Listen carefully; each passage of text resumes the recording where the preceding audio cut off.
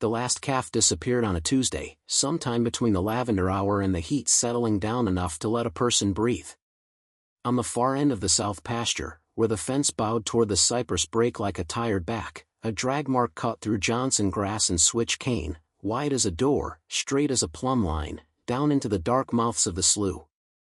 Sorrel Hart knelt in the sawgrass, pressed 2 fingers to the damp print, and felt the tremor running up through the earth itself, as if the marsh kept the memory of what slid through it. She told herself to breathe. To count. To think. Not to picture the calf's milk-blue eyes or the tremulous muzzle that had followed her around the feed bin since birth. Don't reach for the rifle yet, she warned herself. Reach first for your reasons. Before we jump back in, tell us where you're from. If this story moves you, please subscribe. Tomorrow, I have a special story for you.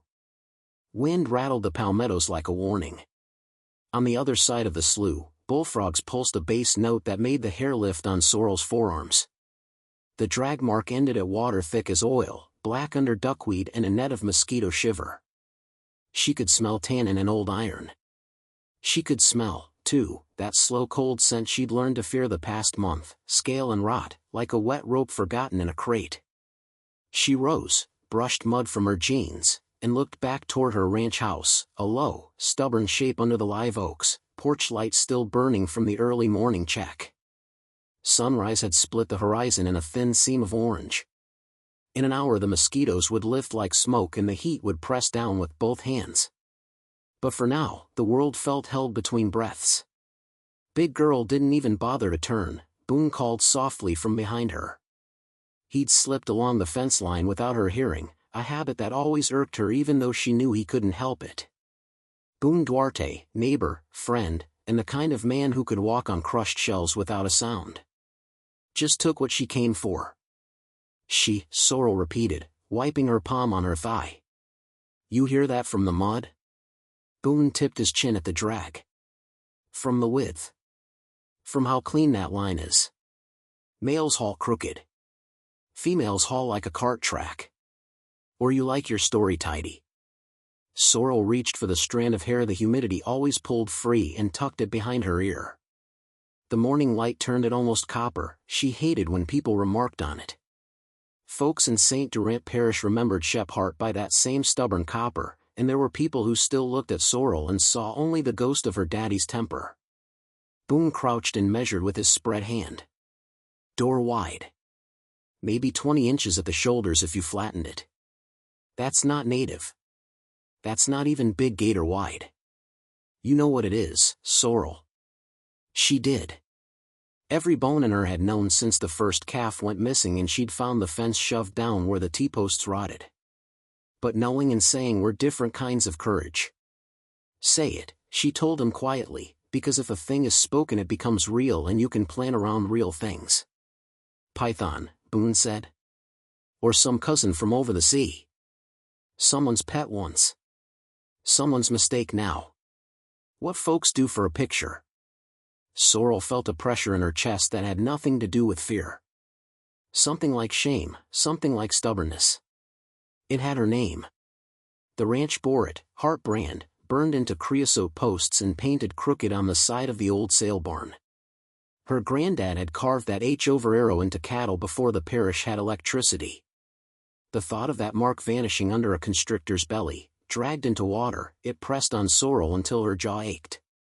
I called the warden, she said. Twice. He'll call wildlife. Wildlife will call Baton Rouge.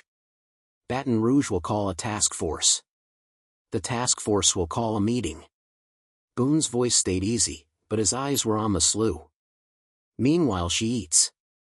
Sorrel turned the bolt on her rifle though she didn't raise it. She eats my calves. She eats what my hands pay for. Boone scratched under his chin. You want a second pair of hands, I got him.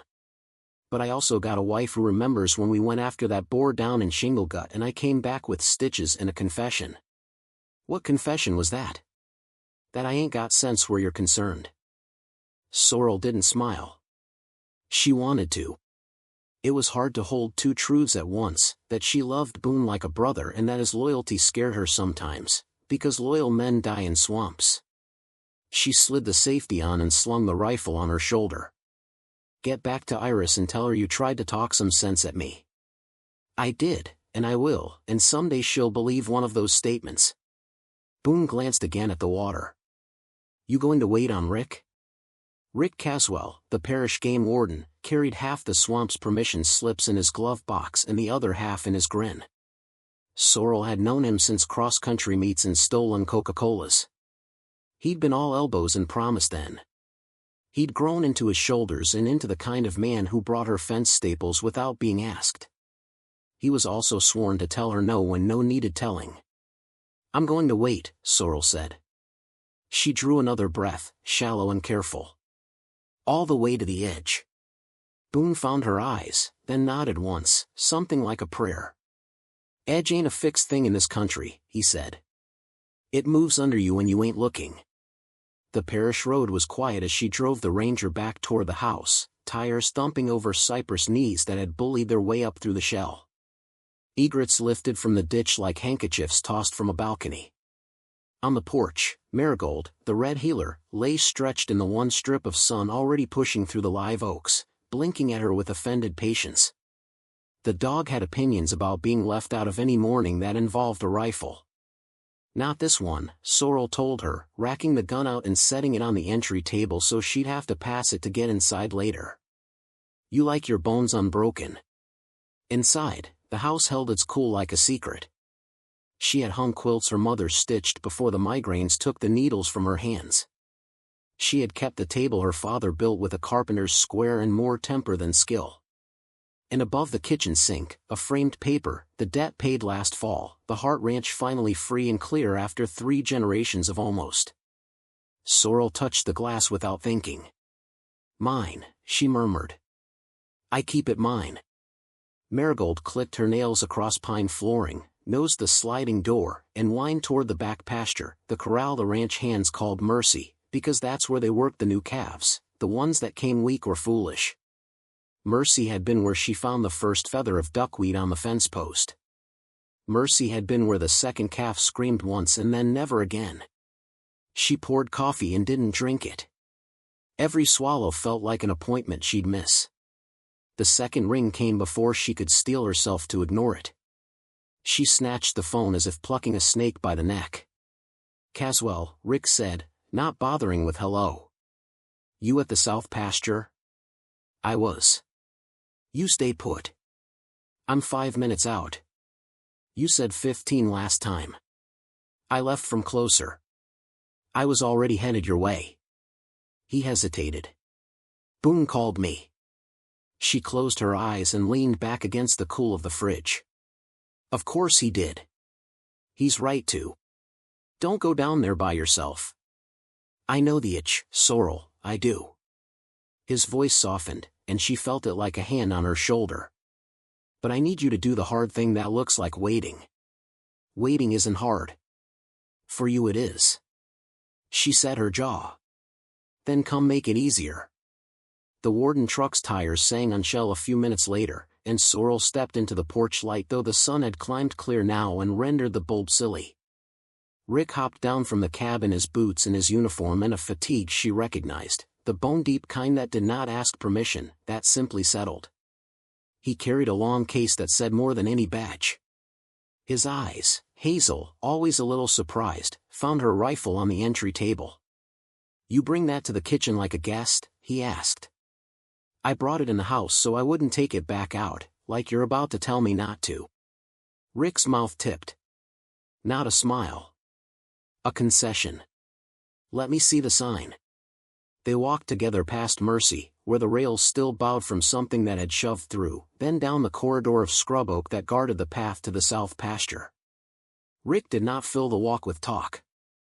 He let their boots do the speaking, crunch, crunch over shell, hush over sand where the shade deepened and held night in pockets.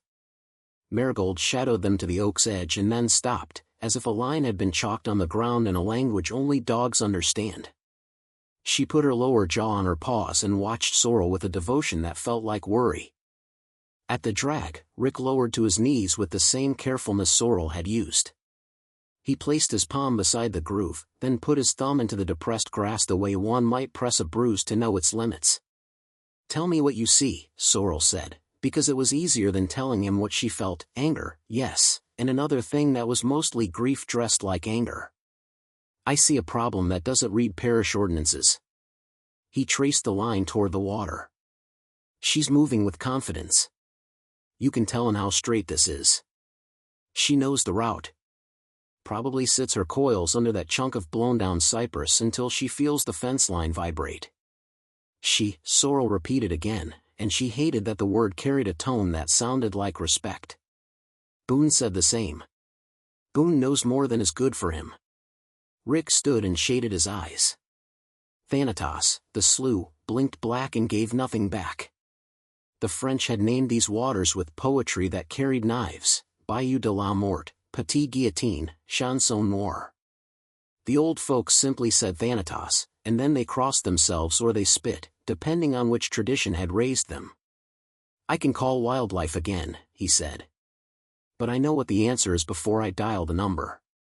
"We'll get a meeting," Sorrel said, and the bitterness surprised her by being gentle. "They'll tell us it may be a series of alligators working the fence." Rick huffed. "I've met those series.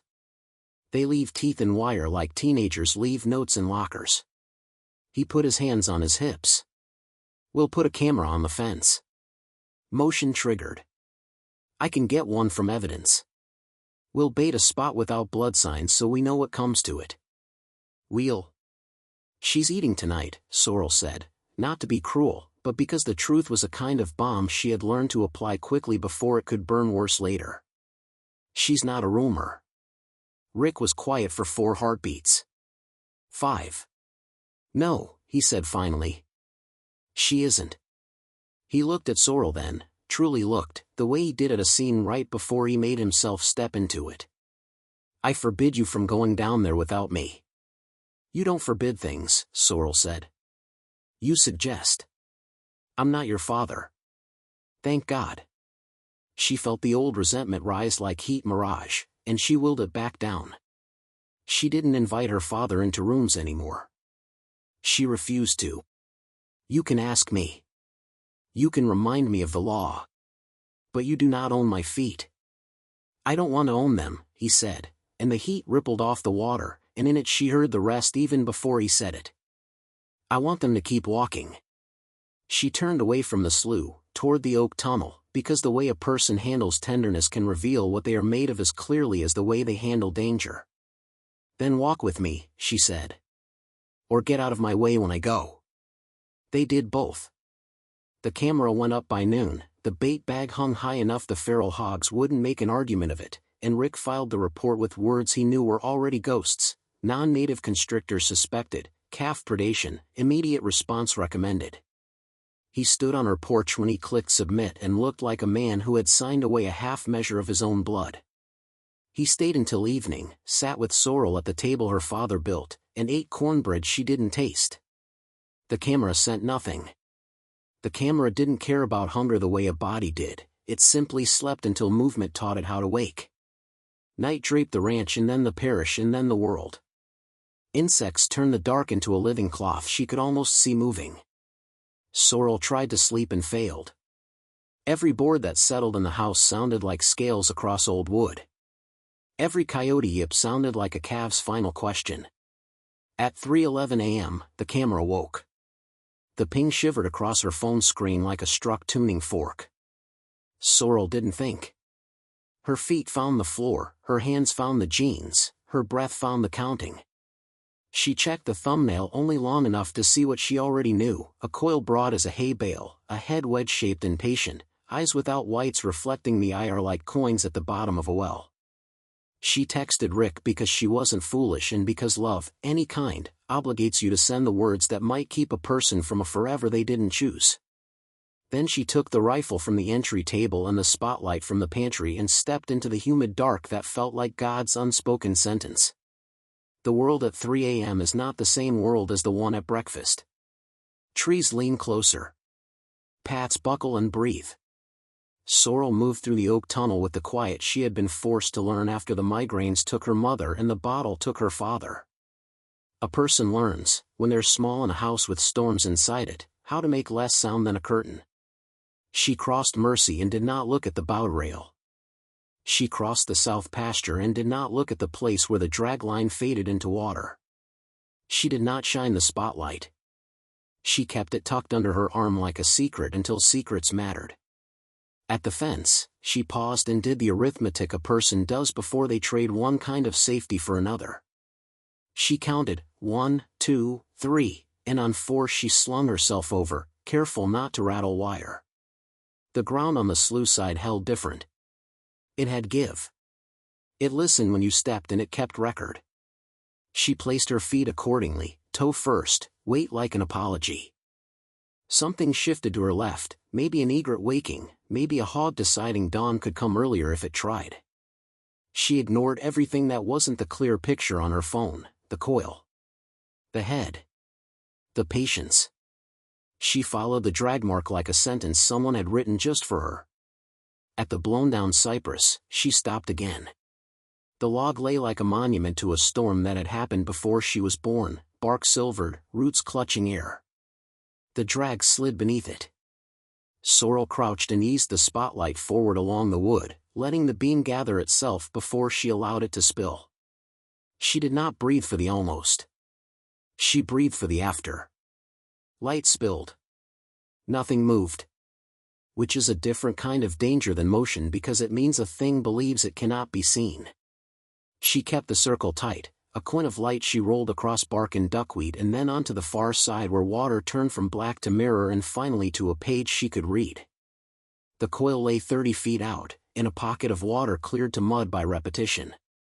The head was not on top of it. The head was somewhere else, maybe under the log, maybe there, where the duckweed looked pressed by a smooth shoulder. Sorrel's heartbeat moved from her wrist to her throat. She steadied the beam and felt how deeply the swamp disliked being revealed.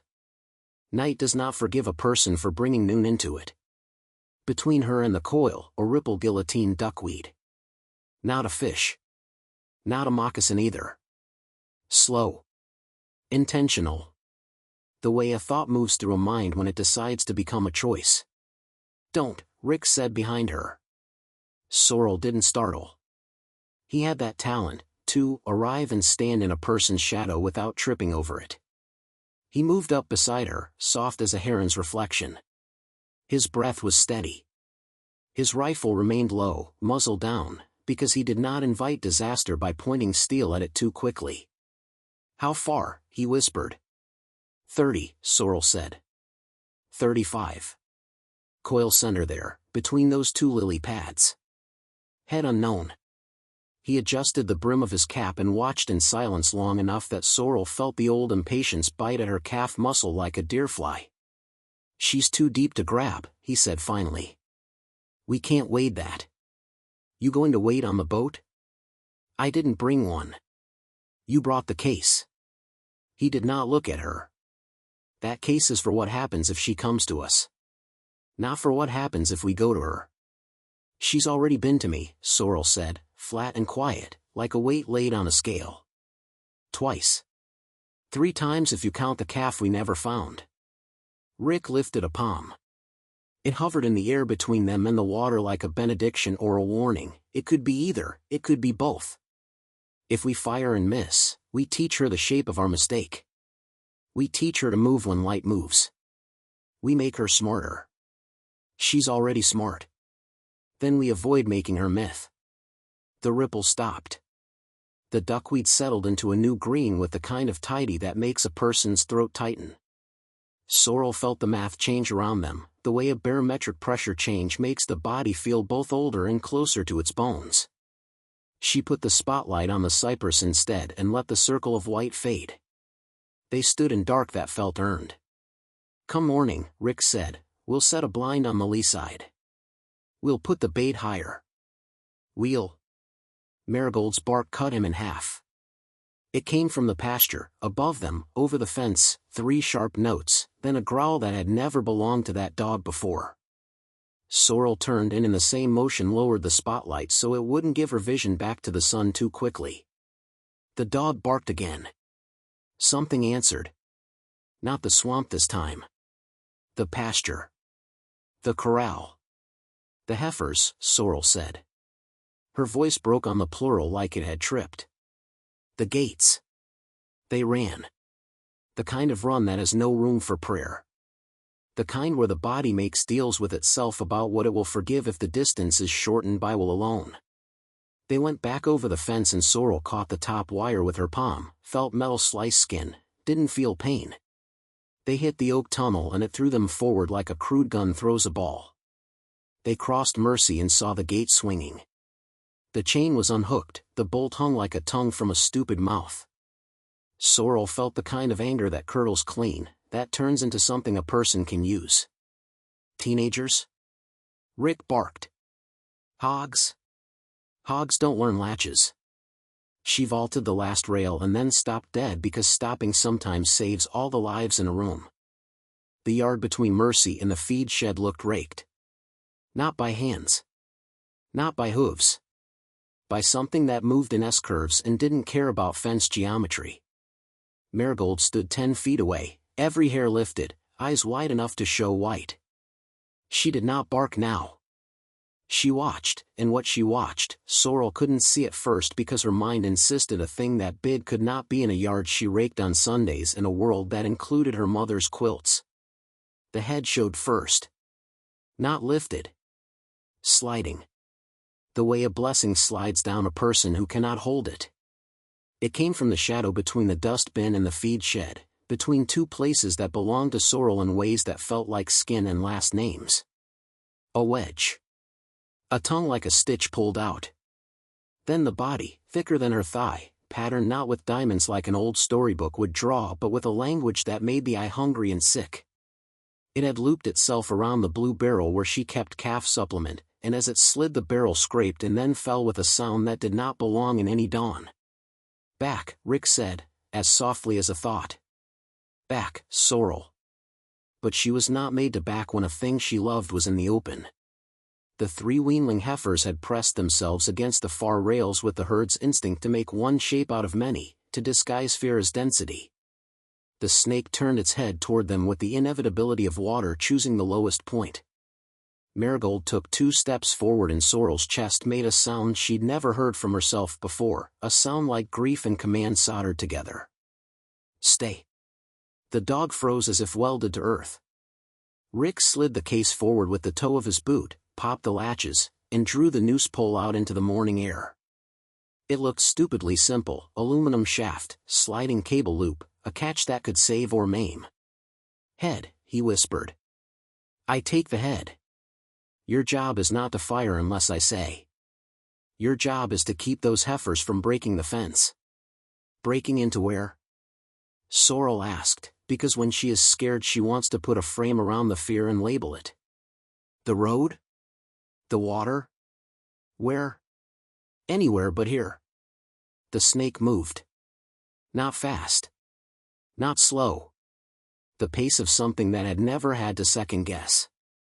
It put its head between fence rails in a curious, patient way, as if it was looking for a place to set down its burden, then slid that head back and aimed for the gap under the lowest board where calves sometimes nosed feed that fell. Rick moved with it. Sorrel watched his breath, not the snake, because breath is where intent lives before it becomes action. He waited until the head created a diagonal that would change the body's math if she tried to reverse. Then he dropped the loop. The cable bit. The snake thrashed. The barrel went over again in a new arc, struck the feed shed door, and left an angry blue scrape like a crude painting.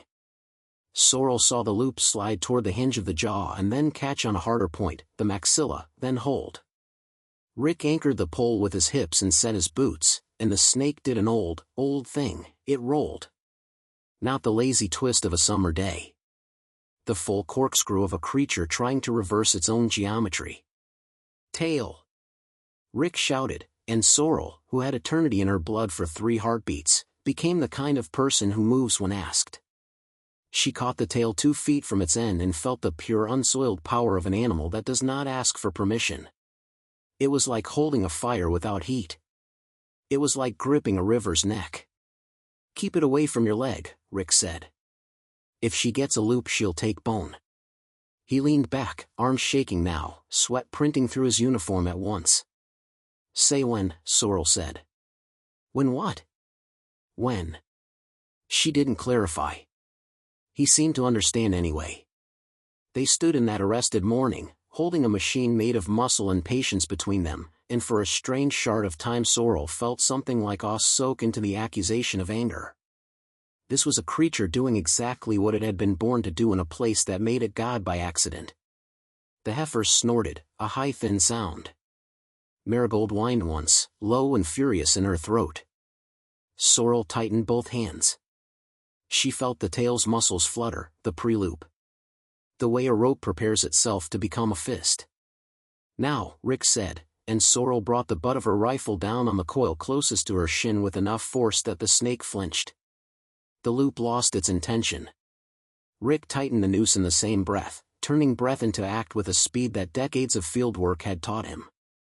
The snake struck, not a lunge, but a whip, and the head hit the pole instead of Rick's thigh. Bone-dull thunk. No scream. No breath spared. Back gate, Sorrel said. We need a cage. We need a miracle, Rick grunted. We're not equipped to relocate this size. We're not killing her in mercy, Sorrel said. Not on that ground. You can't choose where ugly happens. You can choose what you let live on the same dirt as your mother's quilts. They held the snake long enough for Sorrel to feel her arms become numbers, then past numbers into that place the body goes when it refuses to quit because someone is watching who will know if you do. At some point, 10 seconds, 10 minutes, the snake went slack. Not surrender. Strategy. Don't relax, Rick said immediately. She'll ride your breath. Sorrel didn't. She rode something else, her stubbornness, which had ruined relationships and saved colts and kept a ranch from going to auction. She rode it the way a person rides a half-broke mare with both hands low and eyes even. Truck, Rick said. We drag in, we box, we call Baton Rouge and tell them we found their meeting. You going to hold while I drive? I am going to hold while you fetch, and then we are going to teach a lesson to a problem that thinks it cannot be taught. She nodded once and moved. Marigold peeled off the ground as if released from a spell and followed her to the porch where the spare stock panel leaned. Together woman and dog made 3 trips, panel, ratchet straps, the old hog trap that had rusted into philosophy behind the shed. They framed a box on the fly, ignorant of geometry's complaints, while Rick held a muscle river and breathed like a man running up a ladder he could not see the top of. They had just begun to angle the panel around the snake's mid-body when the swamp made a decision without asking anyone for a vote. The wind came first, a spoon scraped along the cypress.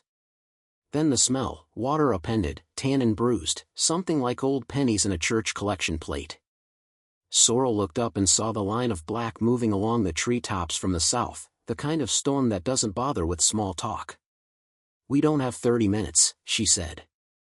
We don't have 3, Rick answered. Lightning broke the sky open like a ribcage. Thunder leaned on them with both elbows. In the same instant, the snake found the breath they had hoped she'd lost. The body convulsed. The head whipped. The noose pole bucked with an authority that made Rick grunt and take 2 involuntary steps forward. Sorrel lost the tail for a second, and in that second the snake's end found her calf and looped once, just once, a soft scarf laid around the leg. The pressure hadn't come yet. The pressure waited. The loop asked a question. Marigold launched. She hit the tail 2 inches above Sorrel's boot and tore with a sound Sorrel would not forget if she lived 100 years. The loop fell apart the way a bad plan does when truth is spoken into it. Sorrel grabbed back, 2 hands, and felt blood on her palm that she did not think was her own. Inside, Rick said, eyes fierce. Now. We'll box the head and ride the body. Through the yard? Through whatever's not on fire. They crab-walked the snake toward the porch with a slowness that would have made a preacher lose his place. Rain hit then, not a fall, a curtain. The world narrowed to the 2 of them, the snake, the dog, the panel. Lightning made snapshots Sorrel would wake from for months, Rick's jaw clenched around a curse, the snake's eye a flat galaxy, Marigold's mouth red and ridiculous with loyalty. They got the head under the panel. Rick flipped the ratchet strap and cinched. The sound, a click-click-click like someone fixing a thing that could not be fixed, was the most beautiful sound Sorrel had ever heard. "Go," Rick said. They went. Into the house? Into safety? Into a choice that had begun long before the calf disappeared? Sorrel didn't know, and it didn't matter, because the storm made the next decision for them. Thunder slammed the world. The porch light blew with a pop. The snake bucked again and the panel jumped and the ratchet strap slipped one notch like a man missing a rung halfway up a ladder over a canyon. Marigold barked once. The sound was not dog. The sound was vow. "Hold," Rick said through his teeth. Sorrel held. And out of the wall of rain, a figure stepped, tall, hood thrown back, palm up in a gesture that meant don't shoot in every language. The figure took in the snake, the panel, the blood, the storm, and spoke in a voice Sorrel had heard only once before at a parish council meeting when all the old men had laughed at a lecture about invasive species and then stopped laughing because the speaker did not. "Hold her steady," the newcomer said. "Don't pull. If you pull, she'll break her own jaw before she gives the head." Sorrel blinked water and fear out of her eyes and finally put a name to the figure. Dr. Isla Rain, the herpetologist from the university, the one the parish had promised to invite after 3 meetings and a month of silence. Isla had come anyway, apparently. She had come in the dark, in a storm, like an answer a person doesn't dare to ask for. "Who called you?" Sorrel asked, voice thin from effort. "No one," Isla said calmly, stepping into the slip of the porch like a woman who had been born inside storms. "But I read the report you filed and decided I was tired of waiting on a committee."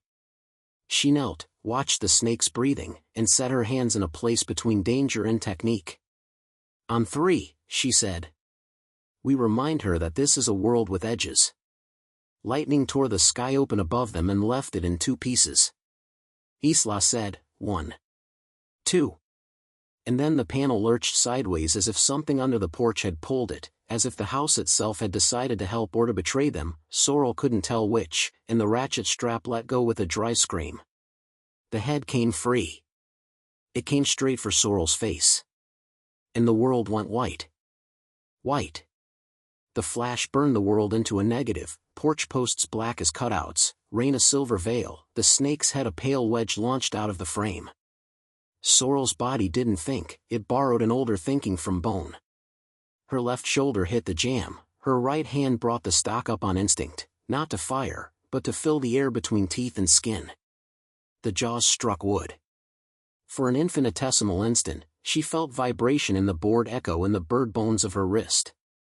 Then Isla moved, hands precise, not panicked, sliding the loop where the jaw hinge made a hard angle, twisting once in a motion that lived somewhere between knowledge and prayer.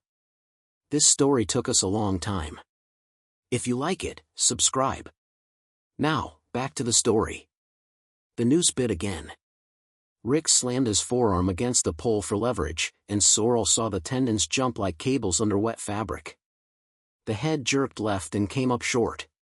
Isla locked the catch, breath steady, chin tipped to keep rain from blinding her. She learned you, Isla said softly, as if to the snake. You learned us. Now we learn each other without dying. Marigold danced 2 steps out of strike range, hackles still sawtoothed. Blood darkened her muzzle. Sorrel's stomach folded at the sight and tried to unfold without her permission. Later. You get to feel later. Strap, Rick grunted. Sorrel didn't know if her hands could be trusted, but they were the only hands she had. She fed the ratchet strap under the panel edge by feel, guided it until Isla's fingers found it on the other side and pulled, and then Sorrel leaned into the crank. The sound tunneled through the storm, click, click, click, until tension thrummed under her palms. Box, Isla said. We go straight box. No showboating. What show looks like this? Sorrel asked, breathless and absurd, because sometimes words keep the rest from breaking. She slammed the gate of the hog trap open with a hip, dragged it flush with the panel, and Rick nodded once, a gesture for which he had no spare air. On three, Isla said again. We rocked the head under and never, ever let slack touch her idea of freedom. They became a machine. Not smooth, no machine built in a storm is smooth, but relentless. The head slid, the noose held, the panel shifted, and Sorrel heard the scrape of enamel against metal and felt gratitude for whoever had invented hog traps and ratchet straps and the particular breed of stubborn that lets a person keep turning a crank when their forearms feel hollowed. When the gate slammed shut behind the coil and the head at last, Sorrel didn't cheer.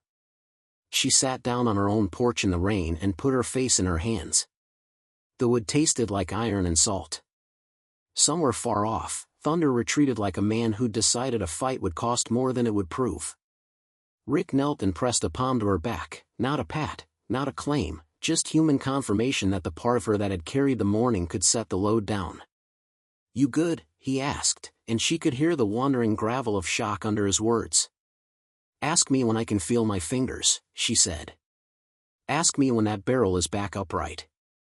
She lifted her head. Ask me when I know why the gate was unlatched. His eyes cut left, to Mercy. His face closed by increments, the way a door does when a room inside it needs to keep heat. Isla stood like a fact. Water beaded on her lashes and refused to fall. She looked into the trap with an intimacy Sorrel couldn't decide was tenderness or assessment. Maybe both. The snake lay in a muscular argument with metal, air tasting through its tongue like the world had been braided into two strands it needed to read. How big? Sorrel asked. Isla didn't answer right away. She circled the trap once, twice, her gaze mapping in a way that made Sorrel think of surgeons and farriers and women who can look at a ruined thing and divide it into possible. 17 plus, Isla said finally. Maybe 18. Hard to tell with that mid-body volume. She's eaten recently. Calf, Sorrel said, because that word fit in her mouth, because if she softened it the grief would grow teeth. One of mine. Isla's eyes came up. Hazel, but colder than Rick's, like swamp water in drought, clarity that cuts. One of yours, she agreed, not to appease, not to indict, but to note the ledger line in real ink. We need to move her before she breaks her jaw or her spine trying to teach this trap about leverage. Where? Rick asked. Wildlife told me the rehab facility is full. Baton Rouge asked if we had alternatives. You can hear the quotes. Isla's jaw worked. There aren't enough facilities for this size, and the ones we have are buried. She tugged at the trap latch and shook her head. We are where Florida was 15 years ago without half the infrastructure and twice the denial. English, Sorrel said. Where? Isla looked at the rain-churned yard, at the feed shed with its blue scrape, at the corral named Mercy, at Marigold licking blood off her own paw with insulted practicality. Sorrel watched Isla do the calculus of triage, a living animal who had no business here, a ranch that did, a parish that would tell stories about whichever decision got made, and a storm that had opinions about all of it. We put her in my trailer, Isla said. I parked at the parish road because I didn't know your shell would hold the weight. We take her to university, lock her down in a temp room until I can make someone in wildlife not hang up. And when they don't pick up? Sorrel asked. Isla's mouth tipped at one corner. Then I remember I am small and stubborn and very loud when necessary. She looked to Rick. You good to ride with me? Rick nodded. I'll call Baton Rouge from the cab until someone blocks my number. Sorrel stood. The world swayed once and then steadied. I'm coming. Rick opened his mouth, about to say a thing like duty or jurisdiction. He must have remembered that Sorrel know how to take a word apart and hand the useless pieces back because he closed it again. Bring the dog, Isla said. She's earned the right to complain about our driving.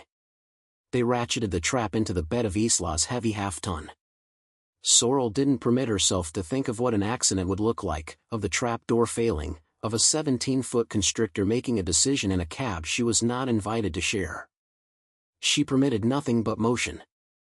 She left a note on the kitchen table, 2 words for Boone, with ISLA, and set the porch light that had died to off so it wouldn't try to relight into a bulb already broken. They drove in the geometric rain that follows a storm, straight down where it fell, slanted knives where the wind remembered. Cypress flanked the parish road like old men with hard opinions. Isla drove one-handed like the other hand belonged to the day's next argument. Sorrel sat twisted in the passenger seat to watch the trap in the bed. Marigold panted between their boots with the noisy vulnerability of a thing that has bled for love and is not embarrassed about it. Why was the gate unlatched? Sorrel asked again, because the first time hadn't scratched the itch. Rick rubbed his temple. Hogs will root a chain off if you fix it, stupid. I don't fix things, stupid, Sorrel said. You don't, he agreed. Teenagers don't come down our parish road unless they need a dare more than they need their hips. Rick didn't argue that either. Then who, she asked, voice low, not for drama but for truth. Who walked into my yard and pulled a chain? We'll look at the camera when we get back. It's pointed south. We'll look anyway. Isla kept her eyes on the road. Sometimes the wind knows how to lift what hands don't. Sometimes cattle rub. Sorrel looked at the print on her own forearm, just a smear of mud she'd pressed there without knowing. And sometimes people test fences to see what answers back. Lightning stitched far off in the east like heat dreaming of a second act. The storm moved toward the gulf with a promise Sorrel didn't trust. They reached the highway and headed north, toward University Brick, toward cold rooms where animals that had eaten parish calves would be measured and inked into studies, their bodies turned into data so someone in a city could make a graph that told Sorrel how to feel about her losses. They were 3 miles from campus when the truck stuttered. Isla's hand, steady at 55, jerked on the wheel. That's not me, she said. That's not road. Sorrel twisted, half standing on the seat. The trap had shifted an inch against the bed wall and then another. The ratchet strap sang as metal tried to imagine elasticity. The snake had found a new idea, pushing not against bars, but against something bars were attached to. Pull off, Rick said. His voice was quiet, which meant he did not have room for loud. Any shoulder. Now. Isla flared the blinker and eased into the gravel apron where a cane field opened like an invitation to get stuck. The truck rocked to a stop. The rain had softened to spit. The world felt held together by screws someone had installed with a butter knife and hope. They got out. Sorrel felt her boots sink a fraction. She did not look at the cane, she looked at the trap. The snake's head pressed the far corner, mouth closed, eyes disinterested. The body, though, their coil had swelled and then swelled again. Sorrel could see vertebrae like knuckles through the mesh as the snake filled specific spaces and tried to discover specific weaknesses. She's going to pop a weld, Isla said, matter of fact. We need to double strap the cross members. Sorrel, glove up. Rick, I need your belt. My belt. Now. She pointed. That crossbar.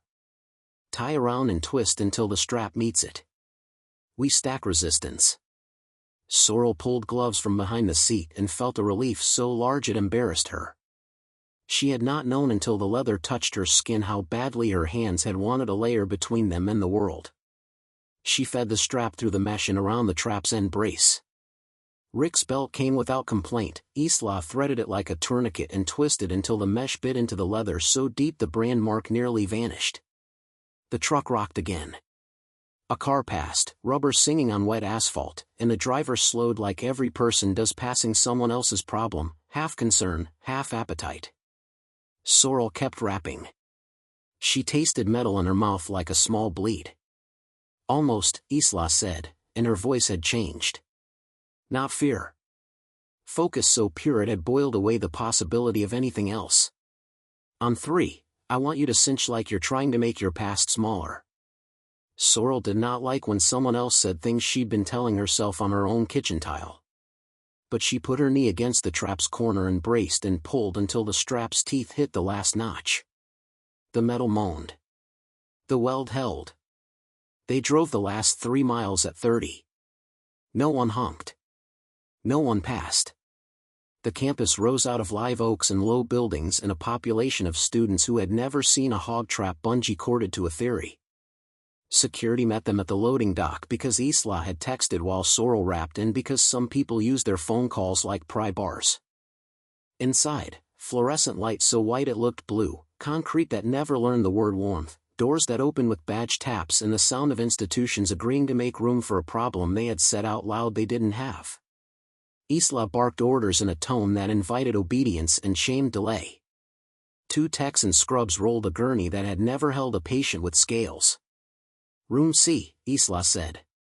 No signage on the hall. No pictures on phones. No campus rumor mill until I say. You going to keep her? Sorrel asked, the words clumsy with fatigue. I'm going to keep her from dying stupid, Isla said. What happens after we stabilize her depends on 100 things I can't make promise to you. I don't want a promise, Sorrel said. I want a plan that lets my heifers sleep without learning how to read a strike. Isla's gaze softened a fraction. Then help me make the plan and argue until it holds. They slid the trap onto the gurney and into room C. Isla's hands were deft and cold on steel, warm on air, and softer than seemed possible on the snake's mid-body coil where the scales had taken a scrape on the trap mesh. You are a bad idea born in a living room, she murmured to the animal. And you have learned how to make yourself a church. Church? Sorrel said, exhausted and alert at once. Some creatures learn worship by accident, Isla said. They figure out how to make the world bend around their habit. She flicked her eyes to Sorrel. Don't let this one make you walk a spiral until the only thing you can see is what she ate. Rick stepped in with forms like shields. Baton Rouge says hold for 48 and they'll reassess. Reassess what? Isla asked flatly. Physics? Funding. Isla exhaled. Then I'll call a friend who specializes in funding and telling the truth until money blushes. She turned to Sorrel. You go home and sleep. Home has a gate that unlatched itself, Sorrel said. Then you go home and sit in your kitchen with your rifle and your dog and your camera feed and you practice the kind of waiting that is a work by itself. Isla didn't blink. You want to fix this in one night. It won't fix in 1, or in 10. But it fixes faster when one person refuses to be tired in the same way everyone else is tired. Rick touched Sorrel's elbow. Come on. I'll drive you back. Sorrel looked at the snake through the mesh.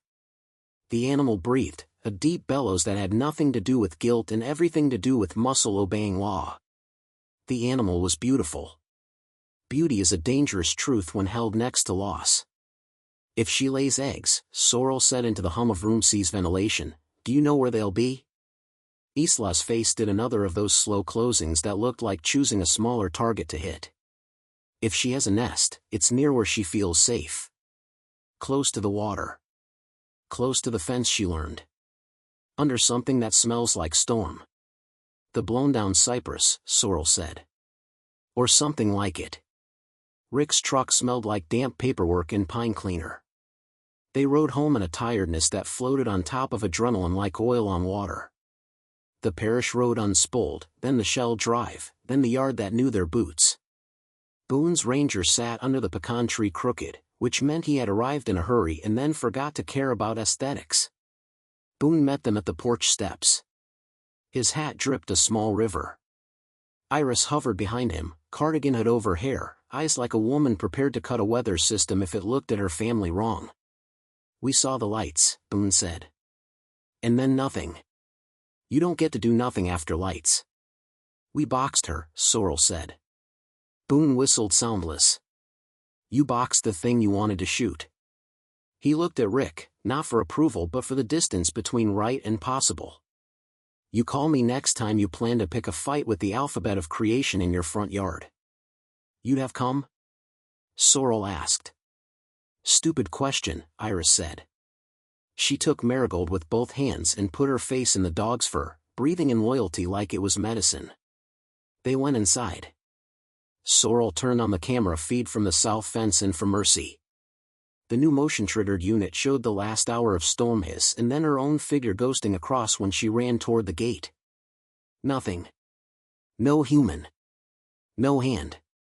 Maybe wind, Boone said, Because someone had to offer the mercy of a mundane answer. Wind doesn't lift a cross chain and set it on a nail, Sorrel said. The video showed the chain dangling now, rain combing off it like trouble combs off a rumor. She got up and went to the sink because her mother's hands had taught her that washing something can trick the mind into believing the world can be cleaned. She scrubbed blood out from under nails that would be plain again in an hour and raw under it. The knock came at 2:07 p.m., the hour of a day when even liars nap. It wasn't a knuckle on wood. It was heavier. A small metal tap, pause, tap, like a spoon against enamel. Sorrel dried her hands on her jeans when she couldn't find the towel and went to the door with her rifle in a way that wasn't theatrical and was therefore more dangerous. A man stood on the porch. Early 30s, face so open it should have been trustworthy, hair trimmed in a way that said he did not like a thing on his neck he hadn't paid for. He wore a contractor's shirt with an embroidered logo, St. Durant Reptile Solutions. The logo had a snake head stylized in the way of things that want to look friendly and can't. "Afternoon," he said, and his smile had a tiny squeak in it where it didn't quite meet his eyes. "Heard you had a situation." "From who?" Sorrel asked. "From everywhere," he said. He tilted his chin toward the parish road. "Word travels fast when it's interesting. I can help." Rick moved to Sorrel's shoulder. He didn't like the man's shoes. She could tell because his gaze went there and stuck a second longer than polite. Concrete dust in the treads. Not parashell. Work that had happened this morning, somewhere that poured. "What's your name?" Sorrel asked. "Cade Breck," he said. "I'm licensed. University calls me sometimes, when they need extra hands." "University called me this morning," Rick said. "They didn't say Cade." Cade spread his hands in a helpless gesture that had too much elbow. Bureaucracy doesn't like to admit it needs help. His eyes cut past them, into the house, to the table, to the back door. "I can take a look at your fence lines. Recommend some deterrence. Maybe set a trap of my own at the slough. Pro bono," he added, like people do when they want to measure what a person is worth to themselves. "Where were you last night?" Sorrel asked. He blinked. "Excuse me?" "You heard me. I was home." "Where's home?" "North side of the parish." "What road?" Cade's eyes cooled a degree. "Ma'am, I'm just here to help." "Spell it," Sorrel said. "What road?" "Darrow." Boone, behind Rick, shifted. "Darrow's under repair." "Not the north end," Cade said smoothly. "North end flooded out last week," Boone answered. "Still under." Cade's smile held. It cracked at the edges. "I have a tall truck." "Show me your license," Rick said. Cade fished a card from a wallet that had a designer's stamp so subtle it wanted to be noticed only by those trained to notice. Rick looked at the plastic. His face did nothing. He handed it back. "Look," Cade said, all convivial again, the human equivalent of patting air. "I get it. You've had a rough 48. You want to keep your circle tight. You want to feel like this is something you can fix with friends and willpower. But there are professionals who do this every day." His eyes flicked again toward the back pasture. "And there are things you don't know. Like how to latch a gate," Sorrel said. Cade laughed. He shouldn't have. "Wind, ma'am. Or cattle rubbing. Happens all the time." "Wind doesn't lift chain," she said again, quieter now. "Cattle don't set it on the nail. They breathe the same humid air for 3 counts too long." Sorrel saw it then, the impatience that had lived underneath Cade's charm like a nail under carpet. He hit it fast. He had practice. But she saw it. Men who want in and don't get in always show you the thing they keep for people who say no. "Leave," Rick said. Not loud. Not a request. Cade weighed the porch, the dog, the rifle, the sheriff's badge. He decided to retreat and call it tactics. "Sure. I'll leave my card. If you change your mind." He set the card on the rail. He did it with his right hand. His left had a faint smear on the cuff, green-brown, a thin line like algae dragged by a glove. Duckweed. A color that doesn't live in a contractor's pocket unless a contractor has been where duckweed grows. When he was gone, Boone blew out a breath between his teeth like a man refusing to say 3 different swear words in front of a dog. I do not like that one. I like him for the gait, Sorrel said. Same. Rick picked up the card with 2 fingers like it might bite. I'll run him. Run him where? Sorrel asked. Everywhere we keep the names of men who knock with too much confidence. They got through the rest of the day on coffee and leftover adrenaline and Iris's sandwiches. In the evening, as the heat stepped back a half-inch, Isla texted, stable.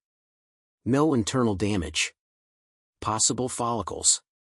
Her next message came 10 seconds later, nest likely. Check near Cypress. Rick and Sorrel looked at each other, at the door, at the yard that had turned sunset soft. Boone's mouth opened and Sorrel cut him off gently. You don't get to come, she said. You've got Iris and that baby who hasn't decided whether to be a person or an earthquake. Iris put her hand on her belly and smiled like women do when they refuse to be icons. He already is both, she said. And Boone gets to stay. For once. He owes the world a turn at sitting down. Marigold stood, as if her name had been read off a list. Sorrel scratched the soft inside of the dog's ear. You earned a nap, she murmured. Marigold took the praise like a small god and lay back down with a huff that sounded like acquiescence and insult braided together. They went light, no trap, just rope, poles, headlamps, packs. Rick wore the noose pole like a staff, Sorrel took the rifle and the long-bladed machete she kept for Palmetto. The sun bled out under cloud. The swamp inhaled to meet the night. At the oak tunnel, Sorrel paused and touched the fence wire where it had sliced her palm that morning. The scab had already taught her skin the start of a lesson. She ducked under. Rick followed. Neither spoke. Words are a lure at dusk, they draw the wrong attention. The world on the sluice side had shifted half an inch since dawn, as if the storm had nudged the set. Water stood higher in the cups of cypress knees. The blown-down tree wore new gloss. The duckweed rode a fresh green over what had been churned. They moved slow and low, stepping on hummocks, listening for the brief melody of a moccasin sliding, the stitched sound of hog. Mosquitoes found the spaces their repellent had left. The air carried that metal smell again, old pennies, wet nails, the blood of trees. At the cypress log, Sorrel went to a knee. The last of the day made the water a mirror that returned her face as a smear of darker dark. She eased the headlamp beam to the edge and let it spill a dime's width. The slough accepted it with the tolerance of a god who has learned to live with parish women. Nothing in the mirror. Nothing moving that wasn't wind. Under, Rick whispered, chin indicating the root fan. Sorrel slid sideways, pressed her shoulder to the wood, and looked into the cathedral the roots made. Mud, water, tiny silver worms that wrote in a script humans can't read. And there, a pause in the mud. Not a hole. A place where something had taken weight off the earth because something else had needed to go there instead. Pocket, Sorrel breathed. Rick made a small sound of agreement. He fed the noose pole forward, not to catch, but to touch the mud lightly, to feel for void beneath the scum. The tip sank an inch, then 2. The mud there had been churned recently. The density disagreed with the rest. Eggs would be above waterline, Isla had texted later, when Sorrel had asked. She'll pick high ground that thinks it's low. Under roots. Under trash. Sorrel's beam found white. Not a slick surgical white. Chalk white, the kind old bones wear. She blinked because the beam had a way of lying to a body that wanted to see what it wanted. She tilted. The white stayed. They didn't touch it first. They looked. The world narrowed to the diameter of a hand. The egg lay in a shallow cup of mud and leaf, the shell not hard but thick, dimpled, not fragile like a chicken's, and yet not stone. Around it, for more. Under the root arch, more again, the suggestion of a clutch deep in the pocket, as many as 24, maybe more. Sorrel's mouth filled with the taste of quenchless decisions. We can't let them hatch, she said. It wasn't a sentence that enjoyed being spoken. It was steel. Rick's jaw tightened. No. But we can't just, she didn't finish, because she did not know the word for a thing done to a potential that isn't born yet but will be if you walk away. She didn't know the word that wouldn't haunt her when she washed coffee cups in the morning. Rick took a breath through his nose. We call Isla. We log it. We do a thing with witnesses.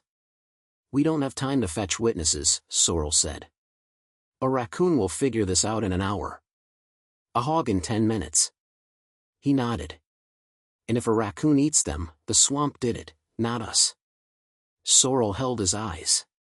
That's a lie dressed like truth. They knelt in the damp and argued without raising their voices because some arguments do not deserve volume, they deserve spine. They argued like people who want to stay decent while doing the work decency asks of them. And then they made a choice that would make them both older by morning. They cleared a thin skin of mud. They counted. They documented with the body camera Rick had clipped to his shirt before sunset because even good men forget how memory is a thief when fear lives in a day. They lifted the eggs with gloved hands that shook anyway. They placed them in a contractor bag the way one places inherited china. Incubate? Rick asked, voice ragged. Destroy, Sorrel said softly, and the word hurt something behind her sternum. Not here. Not where she can watch the ground and learn we took everything.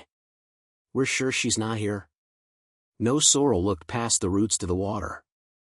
I'm sure she left a watcher. What watcher? The swamp, Sorrel said.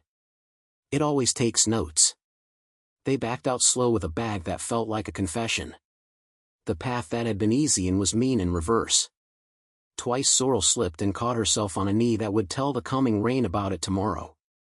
Once Rick's pole hit a pocket that burped methane and shame. They found the fence. The fence found their shirts. They came over into mercy and did not let their eyes go to the heifers because if the heifers saw the bag they would think thoughts Sorrel didn't want to see inside animals she loved. They put the bag in the burn barrel. Sorrel stood for a long time with a match, like an old country woman deciding the hour of a saint. She struck. She held. She moved the flame in. She did not watch when the smoke went from sweet to bitter. She watched Rick instead, because watching a friend is a way to let a body come back into itself when it has done a thing it can't tell it's dead. Will it be enough? Rick asked. No, Sorrel said. But it's a start. They sat on the porch after, not to rest but because porch boards have a way of telling truth back into a day. Boone brought water without speaking. Iris brought her quiet, which tasted like bread. Marigold put her head on Sorrel's knee and did not ask for thanks because gods don't need it. The phone buzzed. Isla, good. Hard. Right. Also, not the only clutch. She added a pin to a satellite map, a curl of blue on blue. New camera angle saw second drag further east. Check.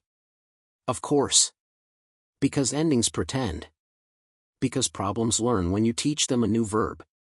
Sorrel stood and felt the day slide off her like a coat, leaving her in a shirt of resolve. Rest, Boone said, as close to a command as he had ever allowed himself with her. Later, she said. Rick rose. We go now. Tide swings in an hour. She'll move when the water moves. Iris put her hand on his sleeve. You'll come back in one piece. Both of you. Don't make me gather you with a mop. They smiled at that because it was the only thing they could smile at without making their faces feel like liars. They went east along the fence until the posts changed age and the grass decided it had enough water to call itself taller. The second drag announced itself once they had tuned their eyes for it, a flattened corridor through pennywort and wild mint, fresh, edges not yet forgiving. It curved where the first had gone straight. It bent around a palmetto fan and then made a beeline for a stand of willows so scraggly Sorrel had never before dignified them by calling them trees. New path, Rick said. Or different snake, Sorrel answered. They tasted that possibility in their mouths and found it chalk. Sorrel did not like the idea of many. She had handled one, barely, and had just taught herself to say the word eggs without her throat refusing. Many would make a church out of dread. Quiet, Rick said needlessly, for they had nothing left noisy in them. They moved into the willows, into a smell like old tea and mice, pushing aside the thin whips with care. Water stood black on black. Logs made black above black. The world made 1,000 shapes that could be one shape. Sorrel saw the tarp first. Blue where nothing in a swamp is honest blue. Edges weighted with bricks. Someone had built a hide here, a low lean-to of cypress planks, and the tarp stretched just so, a platform dry enough for gear to keep gear from furring with mold. The kind of practical you get when you plan to come back more than once. Her skin went cold in a way the evening air couldn't explain. She knelt and touched the plank. It was new. Cutter marks still sharp. She lifted the edge of the tarp with 2 fingers. Inside, a battery pack the size of a lunchbox. A camera with a lens the size of a $50. A bucket with a screw top. The bucket smelled like chicken. Sorrel unscrewed the lid and gagged. Chicken backs floated in a slurry, feathers and fat, and the kind of greed that thinks it's a plan. Bait. Rick's face had closed so completely his eyes looked like doorways into dark rooms. Whoever this is, he said, they're not catching for removal. They're feeding. Sorrel rocked back on her heels. Why feed a thing that eats without your help? To train it, he said. To make it predictable. To make it come. For what? Pictures. Profit. Pets. His voice lowered on the last word into something that made the Spanish moss look like an army trained and hanging. She picked up the camera. The sticker on the battery pack had a rental company's name and a barcode. Cade's business card pressed against her hip through her pocket like a fossil trying to remind her it had once been flesh. She didn't need to connect lines that had already drawn themselves, but she did anyway, because adults do the arithmetic even when the tally makes them older. A man with duckweed in a cuff, a bait line, a gate left with intention, a camera hidden where her camera couldn't see. Record, Rick said.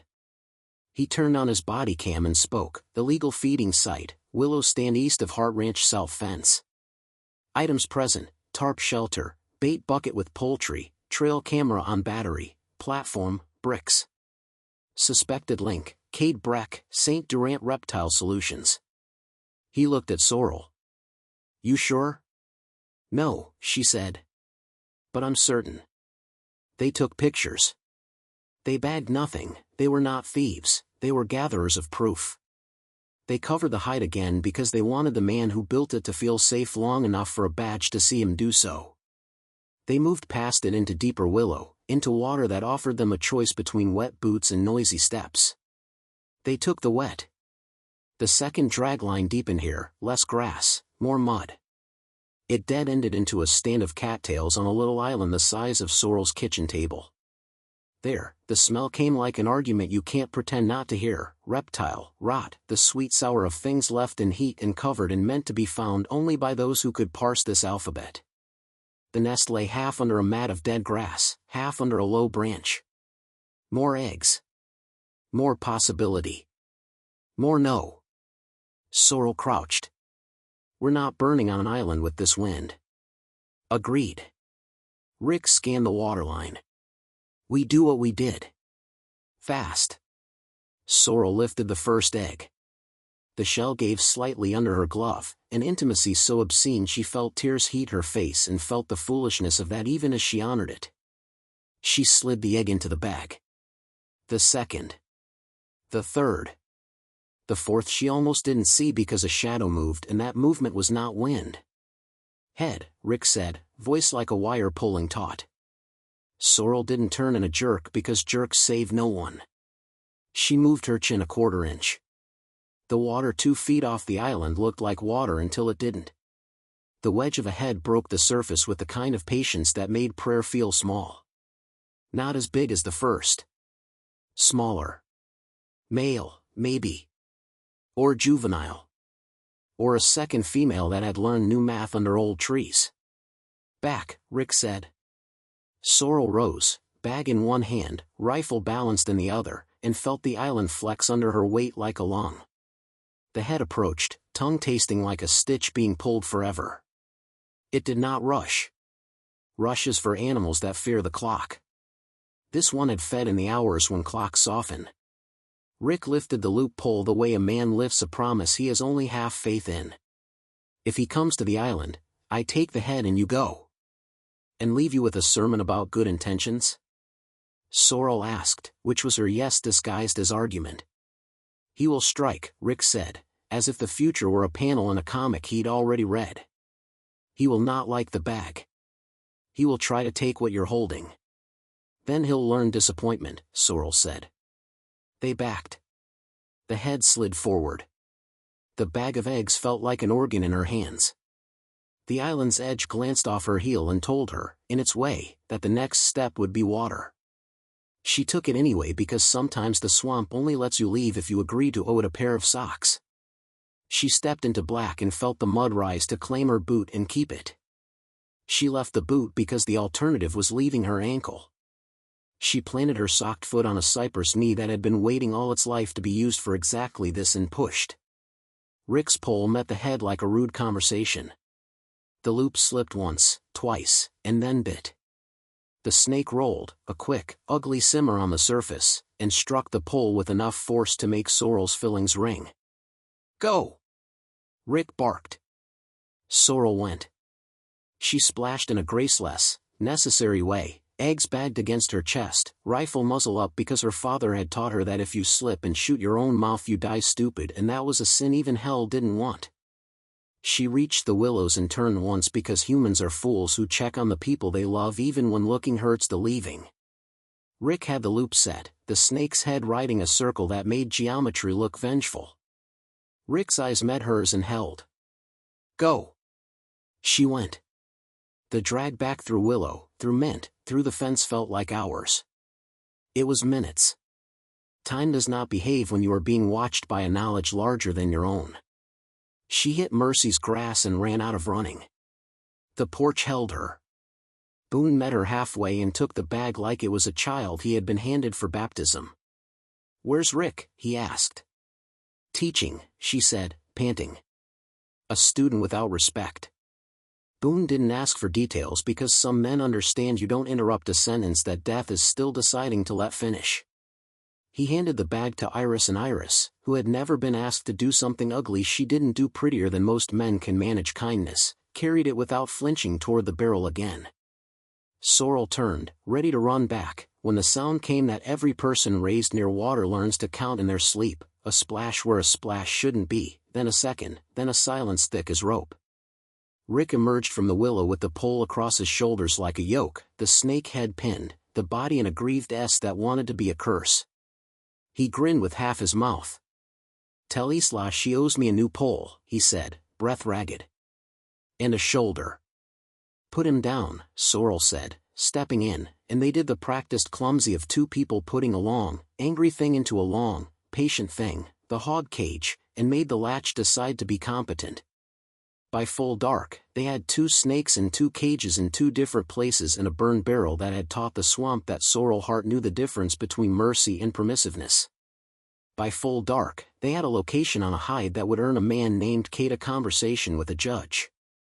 By full dark, Sorrel had gone from a woman who thought of snakes as a problem to a woman who thought of them as a curriculum. She sat on the porch steps again and let the night pour over her like lukewarm water, not pleasant, not surprising. Rick dropped beside her with a noise that meant everything had seized up and he'd deal with it later. The oak branches shifted. The stars tried to do their work and failed because humidity enjoys reminding stars they're not in charge here. You good? Rick asked again, because men who have carried weight all day don't know how not to ask it. I'm something, she said. Good might be tomorrow. His phone buzzed. He looked. Isla, Breck. Fired. Prior fines in Florida. Selling guided hunts on private land. We got him cued. He smiled without humor. She is very loud when necessary. Good, Sorrel said. Loud belongs on him. They were almost at the point where exhaustion makes conversation cruel when Mercy's gate rattled. Not wind. Not cattle. A measured rattle. 2 beats. Pause. 2 beats. The way a man tests a thing before he claims it. Rick stood so fast his bad knee protested. He didn't hear it over the small sounds of a yard holding its breath. Sorrel didn't rise. She slid instead, into the shadow beside the stair, rifle already in her hands because part of her had stayed here all day, a ghost who refused to be tired when the flesh quit. The chain lifted. Sat back. Lifted again. A shadow separated from the darker dark of the rail. He wore a hood. He wore the stupidity of someone who can't imagine consequences faster than they can imagine desire. The porch light that had died and been left off made him believe in anonymity. The camera Sorrel had set in the pecan tree made the same man into a figure on film who would learn later how light betrays choice. He took one step into Mercy. Then another. Then he knelt and set a bucket down on the ground with the care people saved for offerings. Chicken backs. The smell rose even to the porch. Even to Sorrel's resolve. She stood then because mercy is a choice until it isn't. She flicked the safety off. The sound was as small as a cricket. It cut the night like tin cuts skin. Don't move, Sorrel said. The man froze. He turned his head very slightly, very slow. The hood shadowed his face. He lifted his hands, a pantomime of innocence that would read better if he weren't kneeling at her gate with bait. Turn around, Rick said, badge out now, gun drawn because sometimes symbols need friends. The man turned. He pushed the hood back. He smiled in a way that wanted to be performance and landed in the ditch called mockery. Cade, Sorrel said, with the satisfaction of a woman who had refused to doubt the evidence of her eyes. You don't understand, Cade said. I'm helping. You're feeding, Rick said. You're trespassing. You're about to be arrested. Cade's eyes flicked to the cages. They widened. He did not mean to telegraph hunger. He did. You already have her, he said. You don't know what you've got. We know enough, Sorrel said. You don't, Cade said. He touched 2 fingers to the brim of the hood as if it were a hat and he were a polite man. You don't know you have the small one. He tipped his chin toward the cages. Mama's still out there. He glanced east, toward the willow and the island and the place where the night has a second mouth. She'll come when she smells this. He nudged the bucket with his toe. I was trying to keep her off your calves. A little English on the appetite. By training her to come to my fence, Sorrel said. By training her to think heart means food. I was going to sell the footage, Cade said, almost pleading now, as if confessing to greed were a smaller sin than the rest. People pay for fear they can turn off when they want. Rick stepped forward, cuffs whispering metal. Hands. Cade put his wrists out with theatrical compliance. You can't hold me. I got paperwork. I got. He didn't finish because something spoke behind him, from the slough, from the oak tunnel, from a place that made all 3 of their spines lift. Not a hiss. Not a splash. A sound like pressure leaving the world. A long exhale, patient, proprietary. Rick turned his head. Cade turned his shoulders. Sorrel didn't move. She didn't need to. The sound came again, closer, and with it the faintest ripple of change across grass that should not have moved. Back, Sorrel said, voice low. Cade snorted. She won't come this far. Not with people.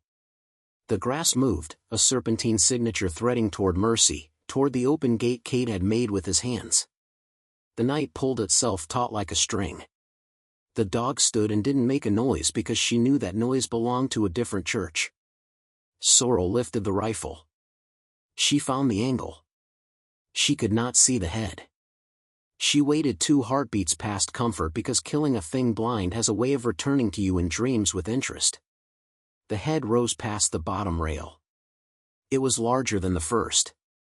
Cade whispered, almost worshipful, Mama. Sorrel settled her cheek a fraction deeper on the stock. And the power went out across the parish. The yard collapsed into a black so complete it felt like a hand over a mouth. Something heavy slid between Sorrel and the sound of Rick taking a step. In the total dark, a weight brushed her boot, and the air went cold from the shadow of a shape big enough to make the porch feel like a raft. Sorrel did not breathe. The head turned toward her. A tongue touched the damp cuff of her jeans. The porch boards creaked above her shoulder where Boone had stepped and not known he had. Rick said her name. Sorrel flexed her finger and found the trigger. There was a heartbeat of nothing. Then two eyes opened in the black, not the snake's, higher, human, inside her house behind the screen, and a voice she knew down to the marrow said, calm as if reading the weather, don't shoot. It was her mother's voice.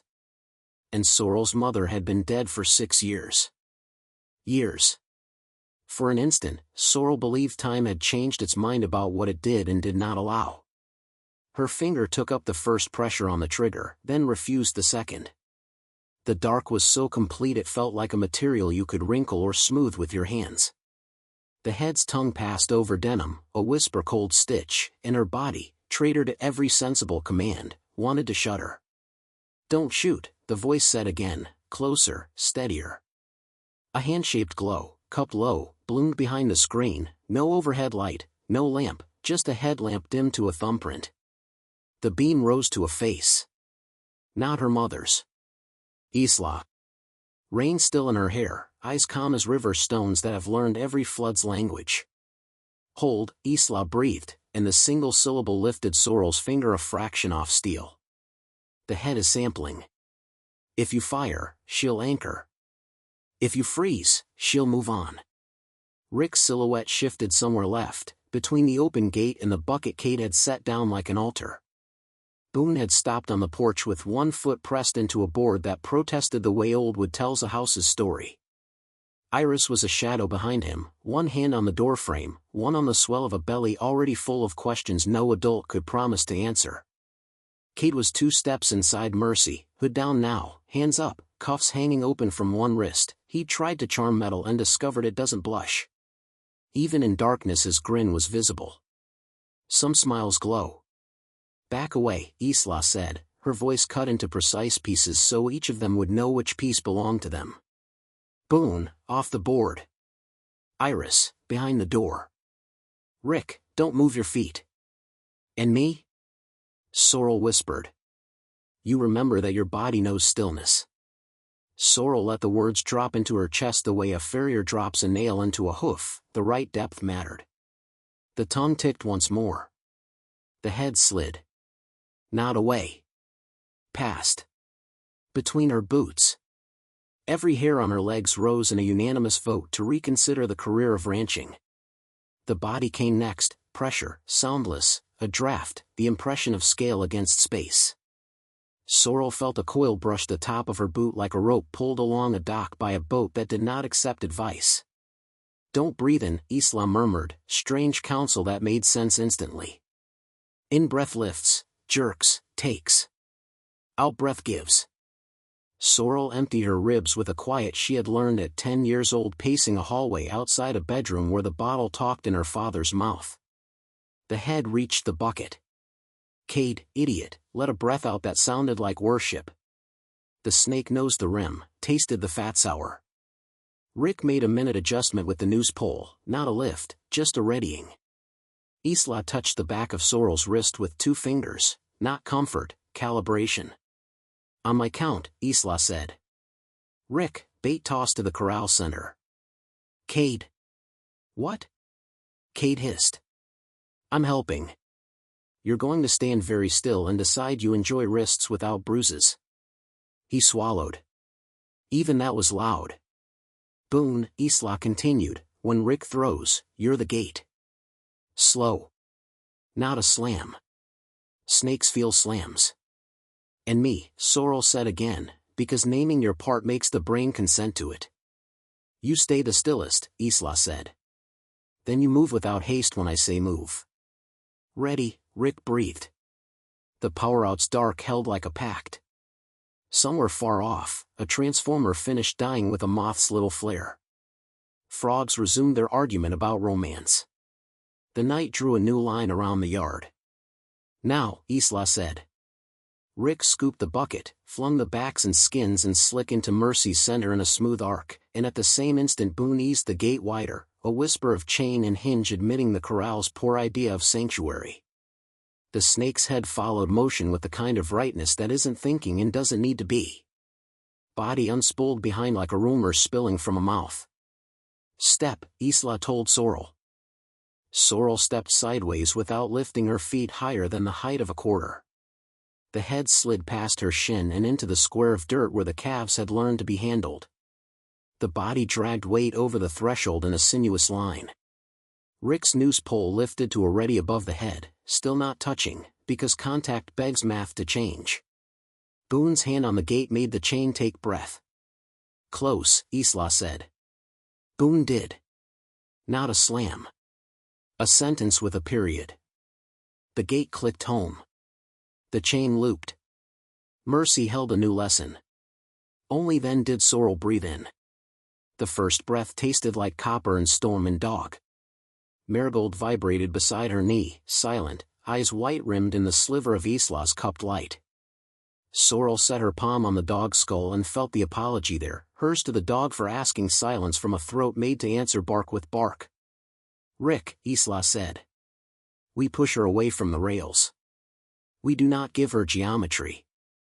Rick adjusted his stance, weight through hips, the noose pole angled in front of the snake's head like a fence the world had decided to move 6 inches. The snake tasted, lifted, pressed the line of steel, slid toward center. Isla stepped to the opposite side of the head, a dancer asking a partner to choose a different lane with only the pressure of presence. Kate exhaled and tried to edge sideways toward the rail. I can help, he said, though no one had addressed him. I can set the camera. People need to see. This is educational. This is criminal, Rick said. His voice had changed from cotton to paper. Kneel. Hands on your head. Kate obeyed, but his compliance had edges. He angled his knee so his weight was ready to spring. Sorrel saw it even in dark and filed it the way she had learned to file the sound of a bolt being drawn in a room she wasn't in, information first, reaction soon. Stock panel? Boone asked, voice low. We make a lane. Do it, Isla said. Sorrel. No, Sorrel said, already moving. I've got it. She crossed the yard like a person carrying soup, a steadiness that only looked slow. She and Boone lifted the spare panel from where it leaned and carried it in front of them like a shield. Rick kept the head in the darting center, Isla walked the body with her light, a glowing metronome asking and getting. The snake turned when the panel turned her, finding least resistance because all animals, even terrible ones, agree to the physics of easier. They built a pen inside Mercy with 2 panels in the fence and the feed bin for a 4th wall. The snake pulled herself through space like a heavy thought through weather. When she reached the pen, Sorrel and Boone swung the second panel into place and the snap of chain around steel sounded like Justice's small cousin. Head, Isla said softly to Rick. Now. Rick dropped the loop. The head flared, not sideways in a strike, forward in insult. The cable found the hinge and tightened with a kind of arithmetic that made Isla's mouth flatten, too much and you break, not enough and you beg to lose hands. Steady, Isla said, moving in, putting both palms on the shaft to give Rick a different fulcrum. Breathe through your feet. It held. The head thrashed, struck the pole, discovered it had made a mistake, and thrashed again because mistakes are a habit for all bodies in trouble. The body coiled. The pen flexed. The panel groaned. Boone set a shoulder to it and spoke to metal like men do when what they love depends on it not remembering how to fail. Gate, Rick said through clenched teeth. We got a cage? We have the old stock trailer backed beside the pecan, Boone answered. No floor panel in the center. Good, Isla said. We make a funnel. We ride the head in. We don't let tail loops go where they want to go. Cade made a small noise that wanted to be a laugh and came out a whine. You'll never hold her in a trailer. She'll find a seam. You should know, Sorrel said, not looking at him. You live for seams. He rattled, cuffs kissing. Sorrel let the sound pass. Attention is a resource and she spent none on him. They reopened Mercy, panel by panel, turning the yard into a geometry lesson the snake could pass. Rick and Isla kept the head between steel and dirt. Sorrel and Boone moved the panels like movable walls. Iris, from the doorway, managed the little guardrail of furniture she had dragged across the threshold when chaos first knocked: chair, bench, the table her father built, a wagon from the dog's puppy days. It would not stop a body. It would slow a mistake. The trailer's ramp was shallow from years of cattle hooves learning they wouldn't die if they trusted it. Sorrel had always loved the way animals step, showing you their decision before their foot touches wood. The snake slid up with a confidence that made Sorrel's molars grind. Everything in her wanted to hate the animal for how God took up space inside it. Close, Isla said when half the body had committed. Now. Now. Boone swung the gate. The latch bit. Sorrel jammed the pin. Rick held the head high, noose at full. Isla fed the last of the body through like a seamstress convincing thick cloth to become a dress. The tail whipped back and caught Sorrel's forearm above the glove with enough force to raise a pain-bright sting. Marigold, on reflex, leaped, teeth catching air an inch from scale. Isla's hand flashed out and caught the dog by the scruff mid-flight with a mercy that was also command. She set the dog down as if placing a bowl on a shelf. Done, Boone said, and then said it again because saying helps a body accept what it has asked itself to do. Done. For 3 long breaths they listened to the new music of the yard, scales rasping steel, a cow lowing in distant ignorance, the ping of cooling metal in the rain's absence. Lights, Rick said, meaning headlamps and lanterns and flares from the Warden truck. Everyone moved, hands knowing the shapes of switches in dark. The house's generator, small, old, grudging, coughed to reluctant life as Boone pulled its cord. The porch lamp flickered, then held. The yard returned in color. The snake in the trailer took shape that made the back of Sorrel's knees go soft. She hadn't exaggerated in the dark. This one was bigger than the female they'd boxed that morning, a canvas of muscle thrown over an argument the parish had lost by not even knowing it had been invited to debate. Cade stared at the trailer as if it contained his childhood answer to power. "Do you know what she's worth?" he asked. "Do you know?" "Cade Breck," Rick said, stepping toward him, holstering the pistol because some gestures are for audiences and right now he wanted none. "You are under arrest for criminal trespass, illegal baiting, illegal feeding of wildlife, and whatever else falls out of your pocket when we empty it." "You can't prove I fed anything," Cade said, but his eyes were on the willow direction, calculating what time and dark could cover for him later. "We have your camera," Sorrel said. "We have your bucket. We have duckweed in your cuffs. That could be anyone's. And we have you in my gate with a bucket, in my camera from my pecan, and in my yard while I was learning to choose restraint over rage." Sorrel reached down without taking her eyes off him and laid her hand on Marigold's neck. "You should go back to calling this parish by its full name when you're talking about it in Baton Rouge, Breck. People who love something don't shorten it when they only mean to extract from it." His laugh snuck out and then hid. "You think this stops just because you tied a bow on a problem? You're one rancher with a dog and a dead mother and a grudge and a good arm. There are 100 more snakes. There are 1,000. There are always people who want to see them where they don't belong because fear tastes better when you're safe." "Hands," Rick said again, and this time Cade lifted them without comment because the point of bravado had been made and the Warden preferred wrists quiet. The cuffs clicked. The sound, mundane in daylight, carried ritual weight in the morning's aftermath. Rick read rights in a voice that did not falter. Boone fetched the parish cruiser he sometimes drove when the deputy roster went thin. Iris brought a Ziploc for Cade's phone.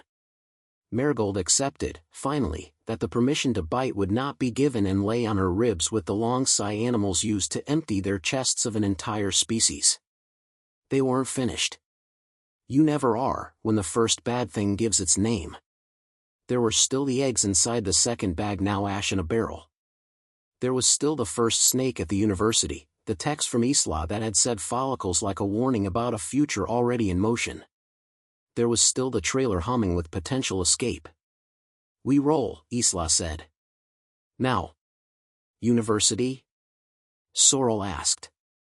"Facility on campus, then 2 calls to wildlife, then 3 calls to people who used to be wildlife until wildlife broke their hearts. Then a call to a donor who believes money is a plow." Isla scrubbed a hand across her face. "Then a press conference if I have to break into the dean's office to make it happen." Rick snorted. "I've seen her do it." "I'll meet you there," Boone said.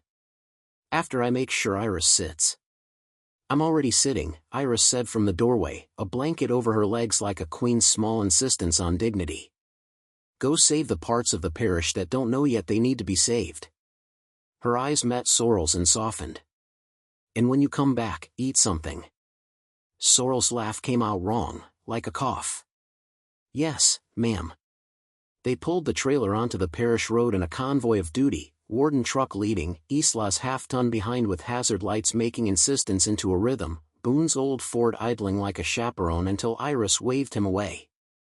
Sorrel rode with Isla, window down, the smell of scales and old water drifting through the cab, a sour perfume she knew her body would detect days from now in the grocery aisles, in her quilt closet, in her sleep.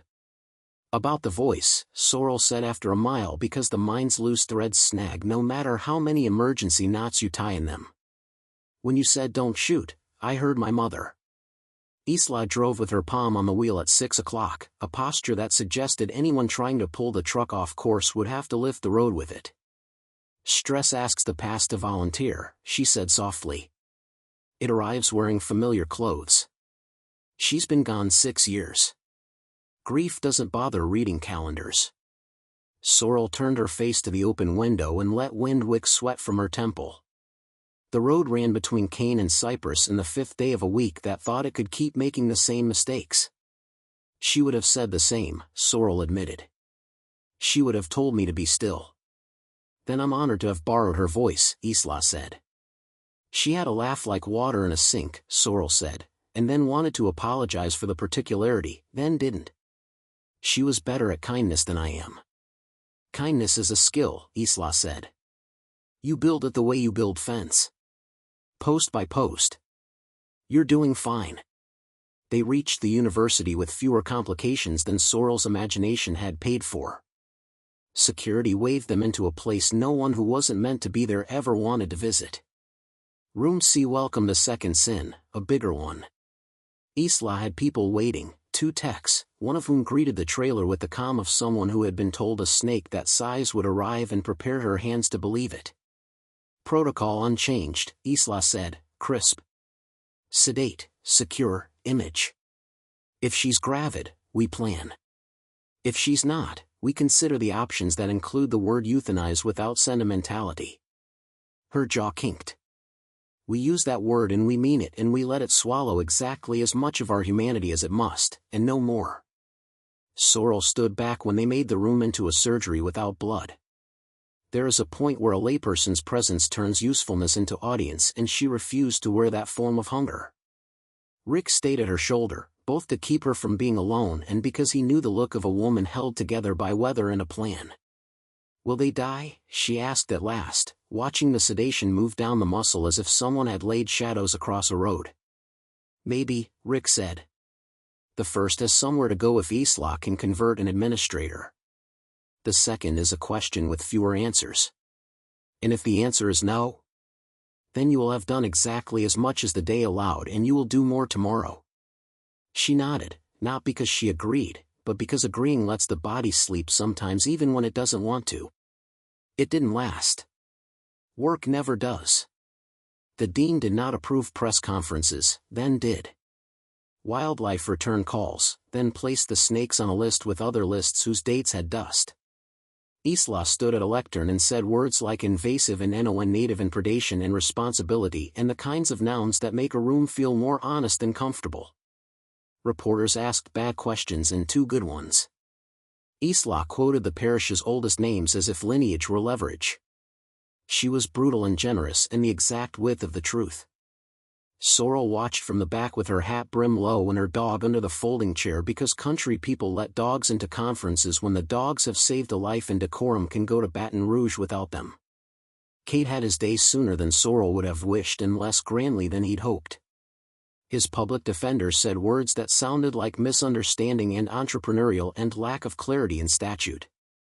Rick's body cam and Sorrel's pecan cam said other words with more patience. The judge, who had grown up in a parish where gators are neighbors and chosen ignorance gets you a funeral, listened a long time and then did the small complicated math that makes justice possible only when humility multiplies. Cade didn't go to prison. He went to 3 months and a week and another 2 years hung over his head like a shelf he was not allowed to bump. He lost every permit he'd ever acquired. He did not learn shame. Some men don't. But he learned to stop knocking on Sorrel Hart's gate. Boone and Iris brought gumbo one night that tasted like a memory worth keeping. The next day Boone welded the trailer floor into something less like a promise and more like a vow. Iris, who had opinions about everything worth loving, made flyers for a parish meeting, ranch fences and river mouths, a practical evening. She drew a snake on the bottom corner and then crossed it out because the animal didn't need to be demonized to be managed. Isla drove to St. Durant twice in the week that followed even though the university owed her 6 months of sleep and 3 raises. She and Sorrel walked fence and slough and willow until Sorrel could feel a clutch's possibility in the air and point before her eyes found white. They found one more nest. They did a hard, right thing in a barrel again and did it with witnesses, Isla's phone, Rick's cam, Boone's folded arms, Iris's unflinching stare. They learned the word oviposition not to be fancy but to be precise where it mattered. News trucks came once and shot B-roll of Spanish moss without permission. Sorrel stayed inside, not because she feared cameras, fear is a habit she desired less of, but because she wouldn't let a day that demanded dignity be turned into a segment before the weather report. The parish sheriff stood in the yard and learned how to say the Latin parts without making his mouth ride on top of them like a slick. The game commission promised signs. The signs arrived late. Rick went to the shop and made his own, white letters on green board, 2 posts planted deep and braced on the heart line: do not feed. Do not bait. Do not teach what you can't unlearn. Under penalty. When night came, sometimes Sorrel dreamed of scales. Not always as terror. Sometimes as fact, the way a rain dream feels like you are inside a roof listening to yourself be dry. In the mornings, she didn't pretend she hadn't woken before dawn and counted calves, counted rails, counted breaths. She fed Marigold bacon a little too often. The dog accepted this without comment because loyalty never argues with pork. A week after the blackout, Isla drove in at dusk unexpected and parked in the exact place a person who had asked your land for hard work can park without asking twice. Sorrel came out on the porch and leaned in the doorway as if leaning could hold a world upright. You look like a person who has replaced sleep with a hobby, Isla observed, climbing the steps. I look like a person who discovered the parish has more mouths than it admits to, Sorrel said. News, Isla said. Good first. The smaller female, the first one, was not gravid. We released her within controlled parameters to a secured facility 2 parishes over where she can teach under supervision. Translating, we chose the least bad of the options. And the other, Sorrel asked, though her mouth had already decided not to want the answer. Gravid, Isla said. We removed eggs. It saved her the metabolic cost. We documented, we stabilized. And then, she paused. Chose. And then we euthanized. We did it quickly, correctly, without theater, without asking you to come and watch grief dress like necessity. Sorrel stood very still. A wind moved through the pecan and put a shadow on her boot that looked like the snake's tail the night the trailer door shut. Thank you, she said. For all of it. For the directness. For not pretending a word was kinder than it was. Isla nodded. I thought, briefly and in private, about relocating her.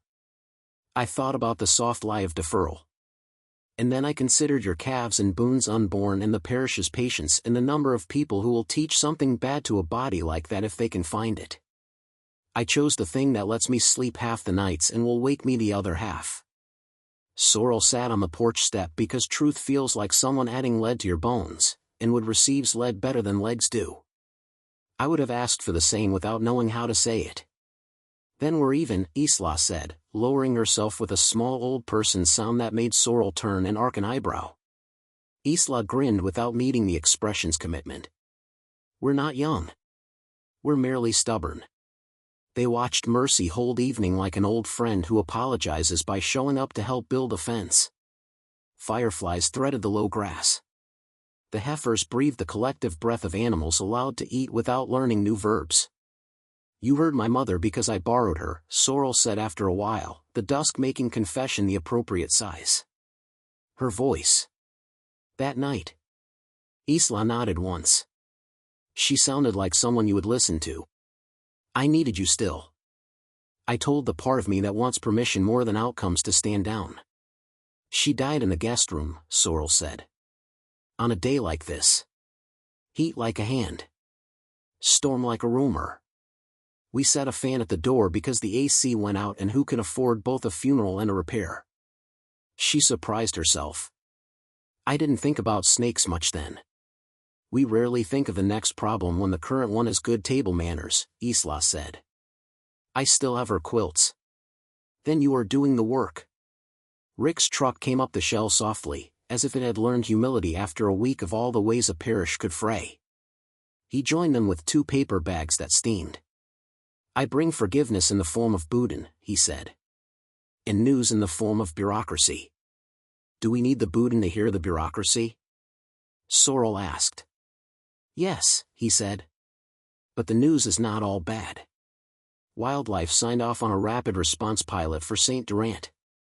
We get 2 more news kits, a small grant for cameras, and the right to call a number that rings a human after midnight. You did that, Isla said. No, Rick said. Sorrel did.